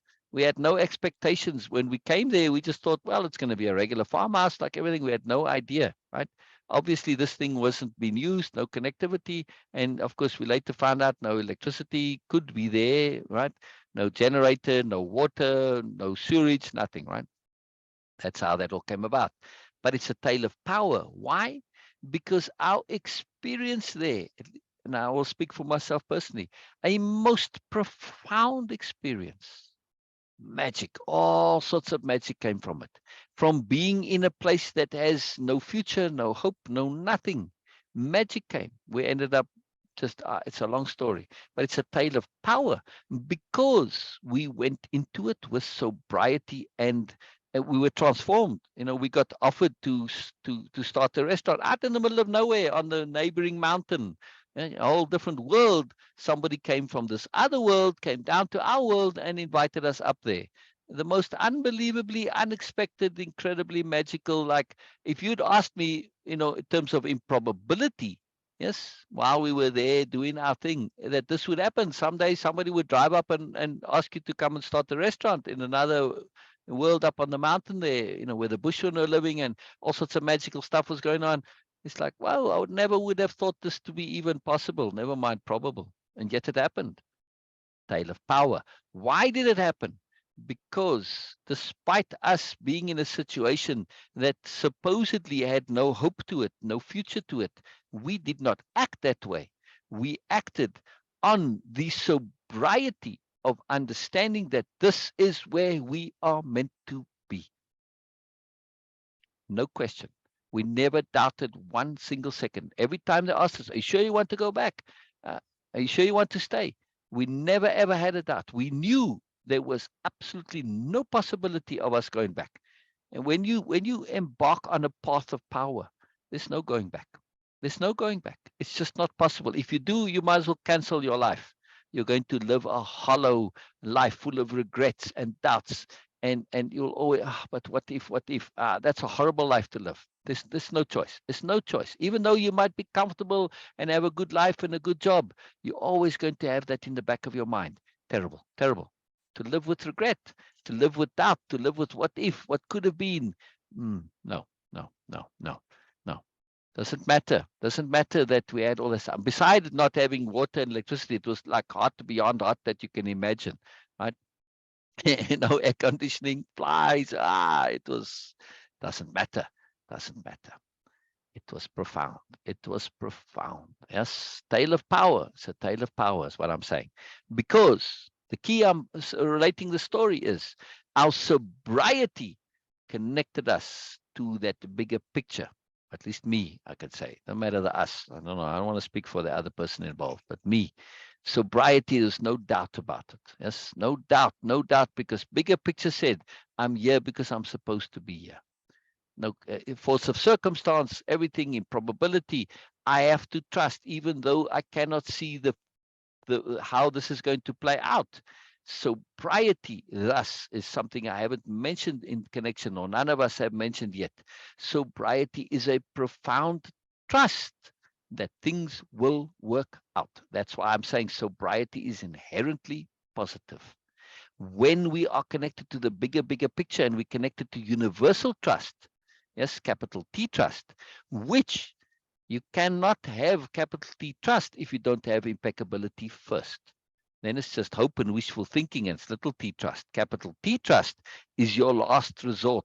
It is the only thing left to do after you've been impeccable. We were in that situation because we'd been impeccable, and all of our impeccable actions led to us being there without choice on our behalf. No real choice involved.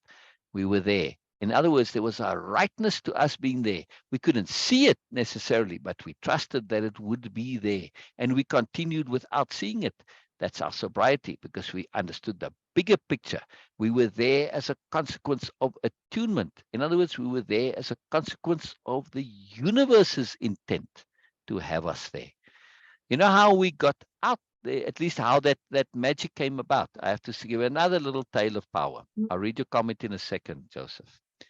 So after a couple of, well, to me, it felt like, I thought it was much longer, but it was, I believe it was like close to 3 months. But from the other person who was there, they said it was even shorter than that, but it doesn't matter. It felt like years that we were there. When you're in such a heightened awareness state and you are living second by second, yes, a day is like a month, or it's just so. Even if you're there for a literal month, it's like a year or more, right? A couple of years. To me, it felt like a couple of years, relatively. Nonetheless, after having been there for a while, I said, "What have we been forced to learn?" Forced again, that in inverted commas, forced. For one thing, we were forced to learn to deal with silence. Out there in that desert, the silence is unbelievable. When you're living in a city, especially where we were living in a very high-rise city, kind of like Manhattan, except it was Manhattan by the beach, so it was Manhattan and Malibu combined. Manhattan by the, it was, but it's always sound. It's never quiet, ever. No matter in the middle of the night, it's still sound, right? Even you got the ocean, always got some sound. Out there in the desert, man, that was a silence like, holy moly, this is really, really silent here. Secondly, you're forced to deal with isolation. In other words, if you don't learn to deal with that silence, you're going to go crazy. That's what I mean. Or suffer. Yeah. It's really going to bother and stress you, right? So you're forced to deal with it. You're forced to make peace with it and accept it and deal with it. Awful truth. Got to deal with it. Isolation, awful truth. What about security? Say, but you're out in the middle of nowhere. Yeah, just think about it. You think, well, out in the middle of nowhere, you're kind of safe. Yeah, but what if somebody comes? Somebody can. Just because you're out in the middle of nowhere doesn't mean that somebody can't come there. We came there. And if they did come there with bad intent, what are you going to do? There's nowhere to hide, nowhere to run to. You're completely and utterly vulnerable. No matter if you have a gun, they may have more guns. Doesn't help you. Yeah? It's a false sense of security to say, oh, I've got a gun. We didn't, but we could have. Doesn't matter, right? You're utterly vulnerable, which is the reality of life. No matter how much we try and make ourselves safe and secure, we are still utterly vulnerable. I could have all the guns in the world and cannons and whatever, and a meteor could fall on my head. So much for your gun. Yeah? Yes. We're always vulnerable. We have to make peace with this. It was something we were forced very acutely to learn. Now I can go through the list, right? Paying attention to detail.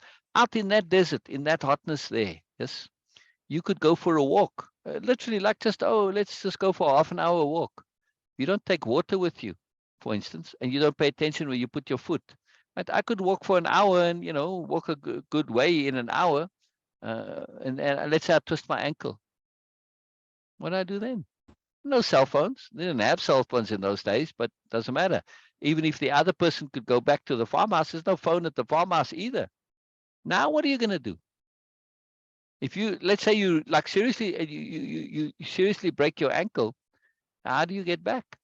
You could die out there just from not paying attention to where you put your feet. Every single step became a matter of consequence. We were forced to pay attention. We were forced to develop sobriety. Going for a walk became a life and death experience. Yeah. All right. We had a garden where we planted vegetables that was like, I don't know, a couple of miles away. And we had to go there and plant that. So had to walk across very stony. You think deserts are all sand? No, not necessarily. Some places, yes, there was sandiness, but others it was hard ground, lots of stones. You had to really pay attention to walking. The kind of roundish stones too. You had to really be exquisitely attentive. Yeah. Very powerful. Anyway, we came up and it was 32 things that we were forced to learn. We made this list, very profound list. These 32 things we're forced to learn, right? As soon as we finished that list, like the next day, that person came down in his Jeep driving and offered us this opportunity. It's like the universe said, okay, you've learned what you needed to learn. You're aware of, not only have you learned, but you're aware of what you've learned. This is the tale of power. not the things that were happened to us. There's no power in that when they just happen to you. They only become a tale of power when it's deliberate, when it's in full, clear awareness. In other words, that list was a list made via sobriety. Yeah. Sobriety and power are intimately connected, kissing cousins. That list was an act of sobriety. And then things changed when we said, we've learned what we came to this experience in the desert. What an incredible learning experience. Unbelievable. The moment we made that list, boom, things changed. Yeah. I believe it was either the next day or the day after that. Right. But I mean, in terms of bigger picture, that's like, in universal time, that's like instant. Yeah. Yeah. Amazing. And we just something that's totally outside of expectation. Tale of power, right? And because we were on this quest, still am, a quest to learn, to grow, to know more, to live in attunement.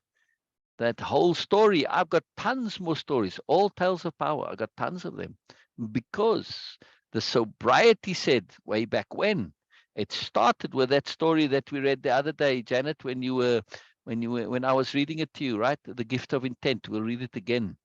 Of saying, my decisions are compromised. The quest for self-wisdom is a flawed one. We can never get there. We have to find some other mechanism for decision making, right? Not ourselves.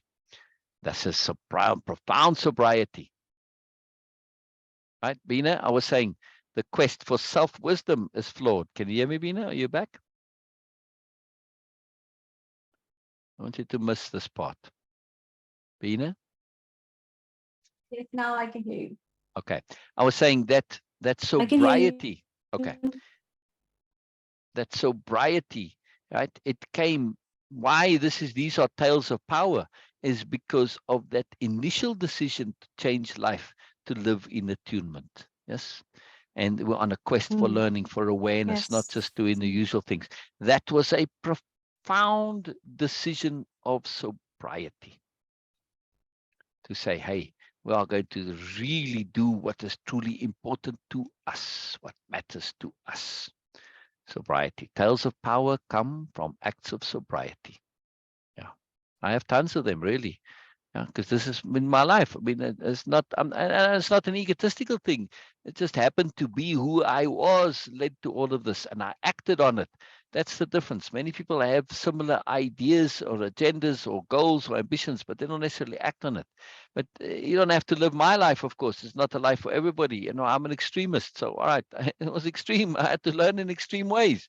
We don't have to do that. We don't have to do that. But what we do have to do is have sobriety. Yeah. That we can't let go of that. Without sobriety, we kind of lost. It's like without strategy. Without strategy, we lost as well, right? Strategy is sobriety. Sobriety is strategy. Yeah, they're connected. Yeah. Beena, Joseph says, sobriety is also in the past as a teaching tool in the present. We read that already. Yes. We can teach tales of sobriety just like teach tales of power. Absolutely, absolutely. Wonderful tale. I got tons of them, Joseph. Beena, tell us a tale of power of yours. To me, what jumps to mind is a story of Baba and your connection, relationship, interaction. I think those are tales of power. Yeah, like your dream that Baba came back and visited in your dream. That's a tale of power. Yes, yes. If you But don't, it will be better. No. But it will be better if we will share it tomorrow because we are already close to the time and we okay, had something. Yes, so I would love okay, to. Yes, because I got so much value out of it. It's not only because, of course, it is important for me. Because I'm getting it feels good to share yeah, these stories, yeah, but yeah, also that as a person, as an individual, I got so much value out of it and how these things happen, and they transform me, and it transformed my understanding and my relationship with my father. Of course, he is not here anymore, but still, the relationship stays with us. This is something I learned later, of course, that no matter our relationship true relationship actually doesn't depend on the availability of that Yeah. person Yeah. in this realm. No. Yeah. And so I'm getting value out of it. I will share it. And why I'm Uh, not sharing? Because of Beena, course but it is going to be more detailed. yeah, Yes. yeah. I want to actually finish what I was saying. It's just a connection, really a profound connection that's important. On thinking this and reflecting on the tale of power that I shared, I said, what came out of that? What did I need to learn in a much bigger picture? I needed to learn. I mean, I was aware of things. That's why I came up with this idea. What am I being forced to learn? I was aware of that even before going into the desert, right? Or being forced to learn. That's why we were there. And so I had some understandings and conceptions. But what inhibited me, what constrained me, which I wasn't aware of then. What did inhibit and constrain me was my belief that the world works the way I think it does. Yeah? I had a deep understanding of the way the world worked, but I didn't realize that the world does not work the way we think it does. This took a while to me to overcome, right? And to realize that the world can work in ways that we don't even imagine or understand or comprehend. In other words, that the impossible is possible. And I'll give you another little tale of power, very trivial tale of power. Just recently, like a Okay. week ago, right? A week ago, uh, our my eBay account got at least I sell stuff on eBay now, right? And they didn't suspend the account or Yes. anything. They just said, oh, we're going to hold your payouts until you update your ID. Because my ID's, the Yes. photo was a little bit fuzzy and rough. Well, at least the previous one was in black and white. And they wanted color. All right, no problem. Now, first of all, this is a bit of an odd thing to do from them, but all right, whatever. Right. So I submit the new one and they say, no, it's not working still. Right. And this went on for about 2 weeks, where I kept submitting. I took new photos. I tried it different ways. I took my originals are in black and white, so I had to colorize them and enhance the photos. This kept on going on and on. I get on customer support a couple of times, still no luck. Right? Eventually, I'm just saying, now I'm just going to use my will to do this. Yes. That's it. That's it. End of story. So they come and when they do have this, they put like a red banner on the top of your eBay, right? And that red banner says whatever the thing is that you've got to do and act on, right? And they had this deadline. Anyway, so then I put in the photo that I had submitted before, right? I put it in and the red banner comes. And when you click on the banner there to take the action, and so immediately that red banner came, I click and I put in the same photo. Put it in, red banner comes up. It took like, I don't know, 5-10 minutes. I put it in again and again. Now, first of all, right, look at this from Einstein's point of view. When we do the same thing, expecting a different results, this is madness. This is the definition of insanity, right? He said insanity is doing the same thing over and over and expecting a different result. Well, I got news for you, Mr. Einstein. The world does not work the way you think it does. It's not insanity. I did the same thing over and over, expecting a different result. And lo and behold, I got a different result. Totally irrational. Totally irrational. I must have put that particular photo. I had various ones that I tried, but like a week before already, I'd put that one in. Nope. I tried different ones. Nope, nope, nope. I put this one in. Nope, nope, nope, nope. I just kept doing it until I got a yes. End of story. Tale of power. Because of the lesson that I learned in the desert. The world does not work the way we think it does. And this is a lesson I get repeatedly given to me, as at least as a reminder, right? Because it's so easy to default to thinking we know how the world works. that the more aware we become, the more we develop discernment and we acquire a bit of understanding of the world and you know, all of this, we think that we can, no, forget about it. You're still clueless. You're still clueless, right? Don't ever get into this idea that you think you know how to work. You have to have some way of believing that, you know, at least that you can operate, but always keep in the back of your mind that it's a surety that's a fine mirage. Thinking we know how the world works is a surety that's a fine mirage. Yes, we act on that surety like the mirage in the desert. I know it's a mirage, but hey, it motivates me to go. Same thing. I use it to get value, but always I got to know that I'm using what is a mirage. Yeah, very powerful. Very powerful, right? So my tale of power has a real deep consequence. That understanding that the world Yeah. does not work the way we think it does. The way I thought the world works, there's no way somebody could just come driving out of the blue, like literally out of just nowhere, right? Just coming there, and all of a sudden, this improbability that if you had said to me, no, I would have said it's not even an improbability. I would have said it's an impossibility. Nah, that's just crazy. But it happened. And I have many such stories. All of the tales of power that I have involve the impossible becoming possible. Look at my thing with eBay. Very simple thing. Very simple thing, yes. And yet it happened. Yes.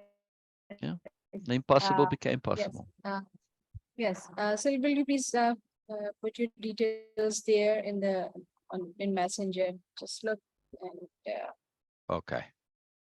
yes. Okay. All right. Okay. I shall do so. Yeah. Thank you, Beena. All right. On that note, we will leave for today. And what are we going to continue with tomorrow? Oh, Beena's Tales of Power. Yeah. Yeah. Wonderful. Yes. Wonderful. Yes. Absolutely wonderful. I hear you, Joseph. You know, I know I talk a lot, but you know, these are like they pertinent to the story, and I'm not doing it to not give Beena a chance, as Beena likes to listen, and so she encourages me. But yes, I do like to listen to Beena also. It's a very magical thing. We want to hear Beena's tales of power, not only Beena's, but we want to hear Joseph's tales of power.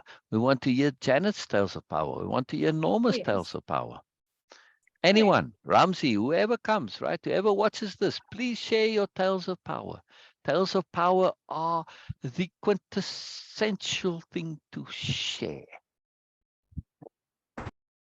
It's all you can do with a tale of power. Share it. Yes. This is what they are there for, sharing. Yeah, yeah, yeah. All right. Let me just continue. Let me just end here. I've got to take care of business. All right. See you all tomorrow. Yes. Good mornings to all of you. Good mornings to all of you. Beena, any closing thoughts? Thank you, Syl. Thank you. Thank you for sharing. And Yeah.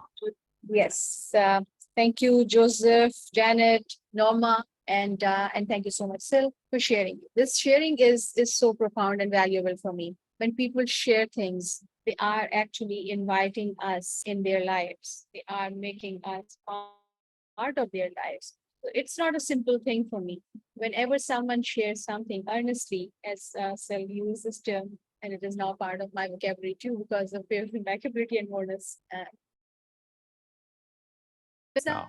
Someone shares earnestly without having any agenda, just for the sake of sharing, capital S sharing, they invite us to be part of their life, to be a companion in that experience they had the opportunity, and they were able to extract value from it. And in other words, it's not about just listening to the story or having like, wow, what an understanding, having your part from that value by just being with them, just being by sharing. We become companions, and that companion, of course, can share their share of the value we get from that experience. Sharing is so profound, and sharing is a very trivial thing. So thank you so much, everyone, for sharing. We will see you guys tomorrow, and we will go in detail, and I will share my story. Whatever I have, I will share my stories with you. And why I was Yeah. a bit reluctant to do this, because I need time to articulate what I really want to say, because they are nuanced there. Sometimes I do take a bit more time, and of course Oh, I do repetition, that just not for uh, giving you clarity, but to have more clarity about my own conceptions. That's why I do take a bit more time, and I don't want to block those, hold everyone here. We were reaching the time.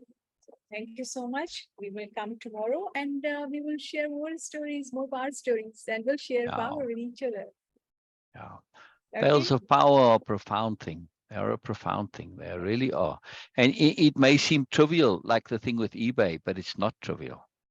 Yes, it's a tale of power. So maybe in a trivial thing, yes, but it made a difference to me in a very big way. But that doesn't matter. Other things, tales of power are truly consequential, but it's not consequential because of their effect in the material everyday situation like this. It's because something happened that is impossible. And that's where power comes into it, making the impossible possible. See? Very consequential. To realize that it is possible to make the impossible possible. Yes. Yes. This is life changing. It's the hardest lesson to learn. The hardest lesson to learn. Matters of consequence. Matters of consequence. All right. We'll see you tomorrow. Bye bye, everybody. Go in moreness. Go in moreness. Bye bye. Bye bye. Bye bye. End meeting for all.